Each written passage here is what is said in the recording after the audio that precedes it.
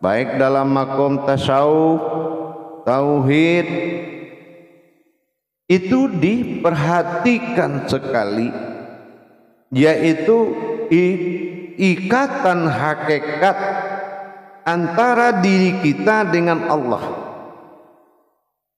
Pelaksanaan hakikat ini yang harus menjadi perhatian kita. Jangan kita berpikir kepada apa yang dilaksanakan, tapi kita juga berpikir kiat-kiat melaksanakan suatu tajalli batin kepada Allah. Tajalli batin yang dimaksud adalah memperjalankan suatu hakikat, baik berupa kodrat, rasa maupun pandangan, harus memiliki kiat-kiat yang harus diperhatikan. Contoh, dalam melakukan ma'rifah kepada Allah, ma'rifat terutama, ma'rifat ini kalau tidak diawali oleh ma'rifah, pengenalan, bagaimana kiat-kiat ma'rifahnya dan pengenalan terhadap wujud-wujud yang diamalkan, nanti yang membuat persoalan yang selalu dihadapi oleh pencari-pencari mukharabun, pencari-pencari Tuhan yang ingin mendekatkan diri kepada Allah, selalu mengalami benturan tentang bermakrifat, selalu mengalami benturan bermakrifat kepada Allah. Ada yang beralasan kadang dapat, kadang tidak, kadang hilang rasa, kadang tidak. Ada juga yang mengalami tidak mengerti dengan apa yang dialami tadi. Hanya melihat ana, melihat itu, melihat ini, melihat itu. Merasakan ana, merasakan ini, merasakan itu, merasakan itu. Tapi tujuan kiat daripada ini adalah ma'rifat kepada Allah ditentukan dua perkara, yaitu berdirinya diri batin dengan pandangan batin. Diri batin dan pandangan batin itu wajib kita miliki. Diri batin yang dikatakan diri batin, diri yang tidak berusul di muka bumi ini, yaitu diri yang dulu tiada, sekarang ada, dan kembali nanti tiada.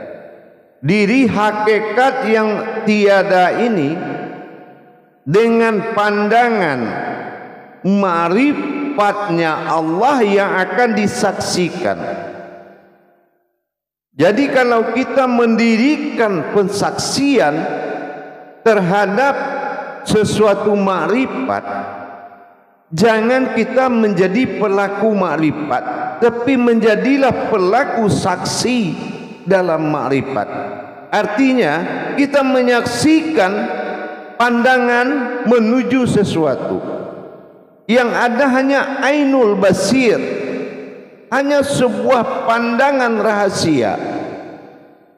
Jadi kita mutlak memang harus berpihak ke wujud yang dikatakan basirun, ainul basirah. Ain ini harus hidup, ada ruhnya. Ruh pandangan ini yang dikatakan ainul basirah. Kalau pandangan kita belum ada ruhnya atau belum hayat, maka kita merasakan kita yang memandang. Inilah kegagalan tadi. Pandangan tetap melihat kepada pandangan apa yang dia pandang sesuai makom belajarnya, makom tauhid atau makom ma'rifatnya. Nah, kita contohkan sebuah perumpamaan, sekelompok pengurus masjid mengundang seorang ulama untuk mengadakan pengajian di masjidnya. Tiba-tiba begitu ulama sudah datang, hujan turun, pengurus dan masyarakat tidak sempat datang karena hujan. Tiba-tiba pengurus masjid menyuruh anaknya, coba kamu lihat di situ, siapa yang ada di situ? Sudah ada enggak ulamanya? Begitu dia datang, anak itu tadi pakai payung, dia hujan-hujan, dia lihat. Balik dia pulang, dia tanya, dia bilang, tidak ada satu pun di situ kecuali ulama itu, ayah. Benar-benar tidak ada satu orang pun, tidak, kecuali ulama itu. Kenapa anak itu tidak bisa mengatakan kecuali saya yang melihat? Karena dia sudah berpihak kepada pandangannya. Nah, kalau ini ainul basirah, betul-betul kita sudah memiliki pandangan hayat, kekuatan mata batin tadi, tentu dengan adanya kodrat menciptakan, kodrat mendirikan diri batin. Mana diri batin? Batiniyah kalau terlihat, batin hayat, batinu adalah diri yang batin. Disinilah kita memiliki yaitu sebuah pandangan, yaitu dinamakan ainul basirah. Jadi kalau dalam melaksanakan suatu makrifat, kita tidak boleh memakai perasaan seseorang atau satu orang yang sedang bermakrifat, tetapi menjadilah kamu saksi dari makrifat yang sedang terjadi. Jangan memunculkan diri, tidak akan sampai kalau dirimu ada di situ. Karena ma'rifatullah, pandangan itu sudah milik Allah. Kita bersaksi bahwasanya kita melihat, menyaksikan Allah melihat apa yang ditujukan dalam sebuah amalan. Makanya dikatakan diri batin. Kalau diri batin bukan diri kita. Diri batin adalah diri hakikat yang diwujudkan. Asal diri dari awal tidak terlihat. Inilah kita. Nuraninya, rohani, rabbaninya, semua itu adalah batinnya Allah. Tapi jangan kita merasa wujud di situ. Jadi dalam menjalankan ma'rifat, memandang itu, jangan sekali-kali merasa kita memandang atau mengamalkan, tapi perjalankanlah pandanganmu dengan kodrat batin.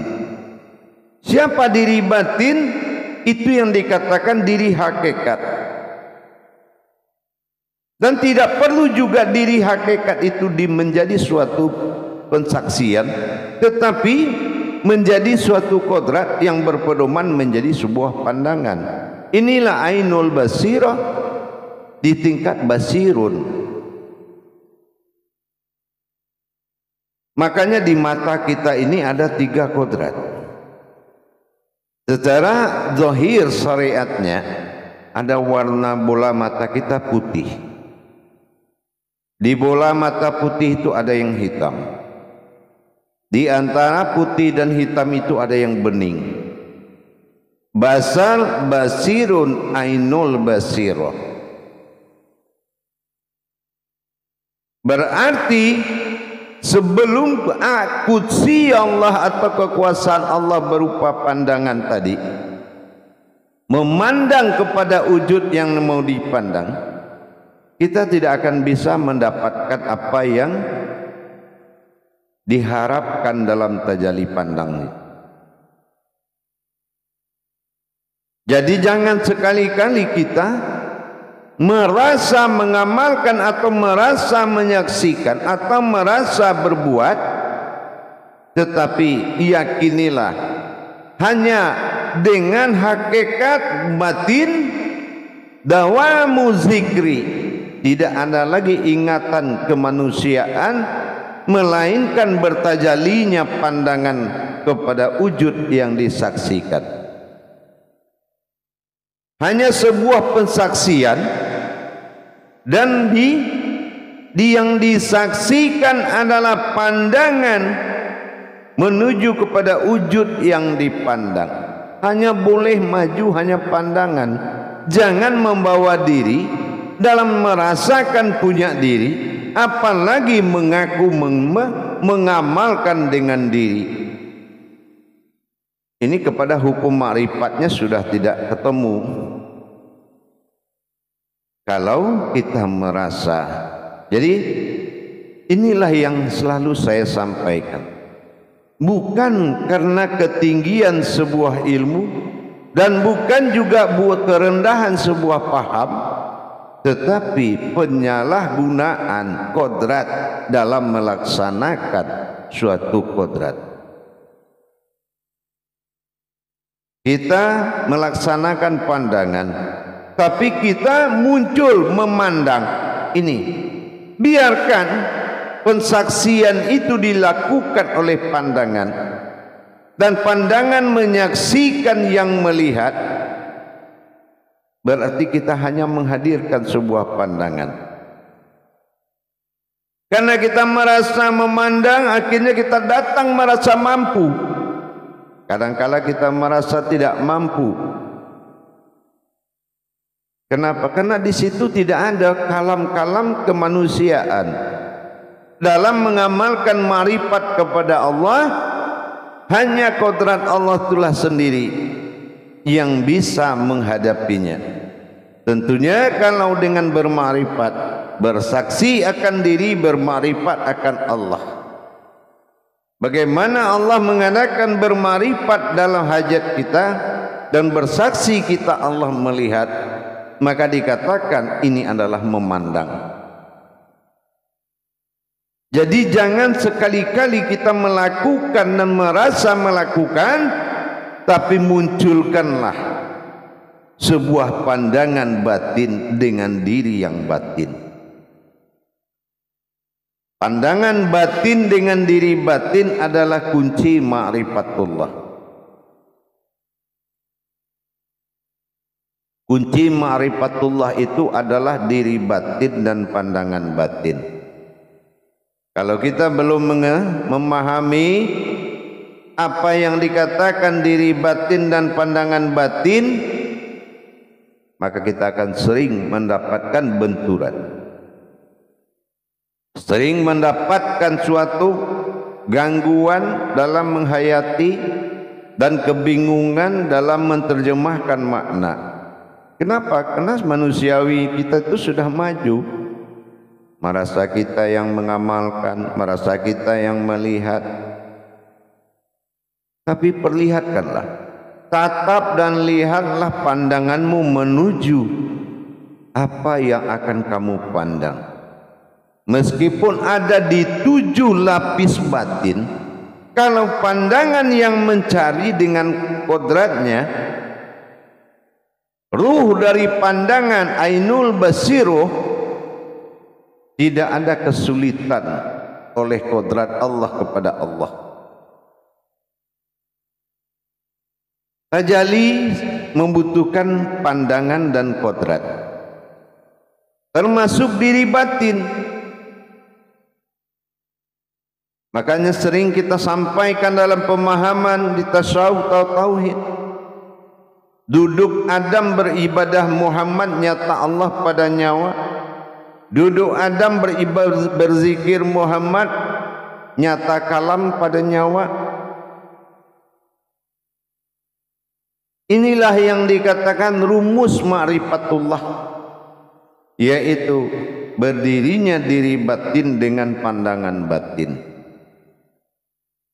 Kalau diri batin sudah berdiri dengan pandangan batin, maka ijab akan terbuka, dinding akan terbuka, tauhid ghaibiyah kita akan naik,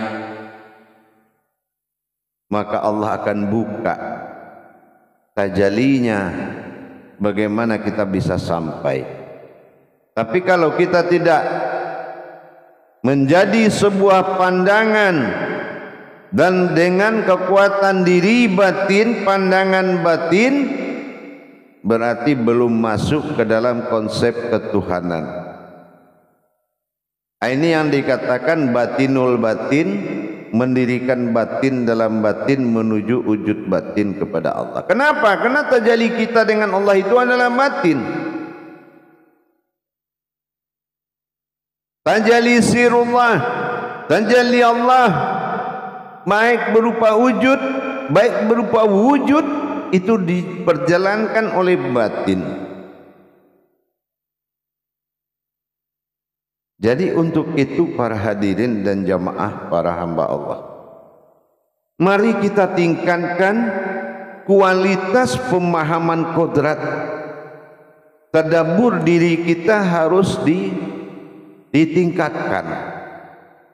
Tadabbur diri kita harus ditingkatkan sehingga tercapai marwah ma'rifatullah. Tidak ada ma'rifatullah bagi orang yang tidak memiliki hakikat, pandangan dan diri yang hakikat.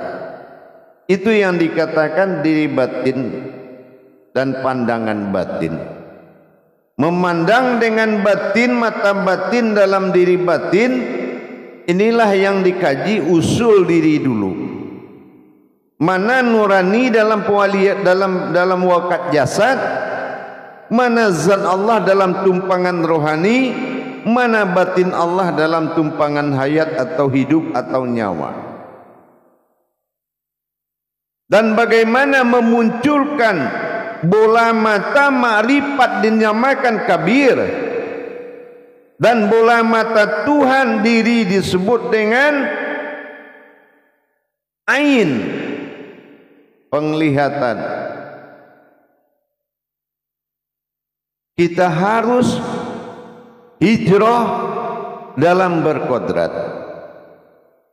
Jadi kalau kita merasa memandang dengan diri kita, maka diri kita inilah yang menjadi masalah besar.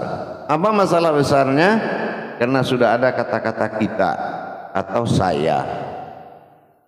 Tapi kalau kita sudah bisa la maujudun illallah, la maujudun, segala maujud menjadi batin, la maujudun, itu makanya kita akan bisa melaksanakan hakikat ilahiyah, hakikat ma'rifatullah. Yang ma'rifatullah, yang mengenal Allah, sifatullah fil izzatullah. Berarti kodratnya harus disiapkan dulu, jangan kajinya dibahas, kajinya dijalankan, amalannya dilakukan, zikirnya didirikan, tapi kodratnya tidak dihijrahkan. Akhirnya semua amalan itu hajarah, bukan hijrah.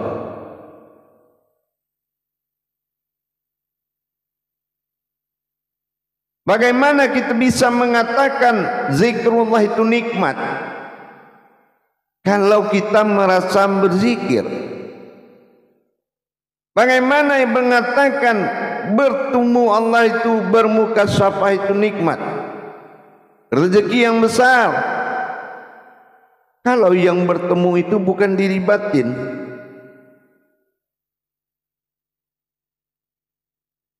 Seperti yang pernah saya sampaikan, lebih baik kita laksanakan dulu bagaimana mentadabbur diri ini dengan baik, sehingga mencari diri dengan diri. Kalau bertemu bukanlah diri, tetapi sesuatu yang berdiri. Kita lakukan pemahaman, kaji, pengenalan semua kaji, bukan pengenalan semua kaji, tapi mengenal Allah dalam kaji.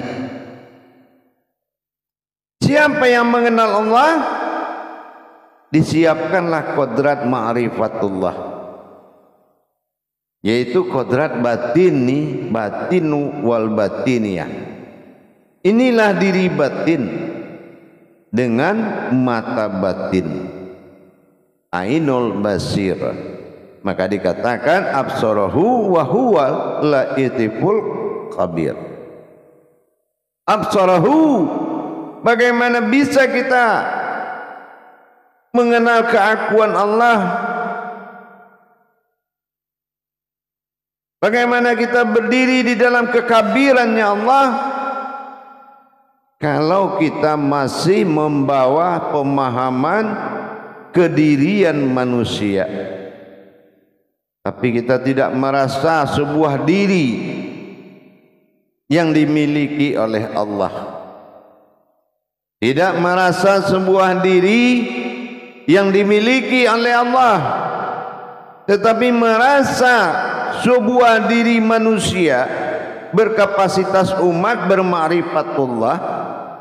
Ini namanya sudah tidak cocok dengan kodratnya. Sama seperti si pungguk merindukan bulan. Tapi kalau kita sudah bisa memenuhi mana yang dikatakan diri-diri batin, berkodrat diri batin dalam pandangan batin, baru kita bisa mengatakan ma'rifatullah, menuju sebuah wujud yang disirkan oleh Allah. InsyaAllah mudah-mudahan dengan kita berwawasan mendirikan diri batin dan pandangan batin, maka tercapailah wujud ma'rifatullah yang dimaksud. Bukan karena kajian itu tinggi, bukan juga karena kajian itu berat, tapi nafsu dan akalmu yang sedang bergejolak. Ketidakmampuan akal dan nafsu bukanlah sebuah bersyukur kita kalau susah. Kenapa dia tidak mampu? Kita harus bersyukur. Kalau dia mampu akal dan nafsu tadi, itu yang kita takutkan kekufurannya. Maka jangan kafirkan dirimu, jangan hinakan dirimu dengan akal dan nafsumu yang mengeluh. Ingat, kamu adalah jaminan kebahagiaan akhirat dari keluargamu. Maka berjuanglah dalam kenyataan Allah, bertajalilah dalam sebuah kajian. Jangan kajinya bertajali tapi diri tidak bertajali. Memperjalankan itu mengandung tauhid, tafrid dan tajrid. Berhubungan, merasakan dan mengalami, tapi kita harus berbekal kodrat.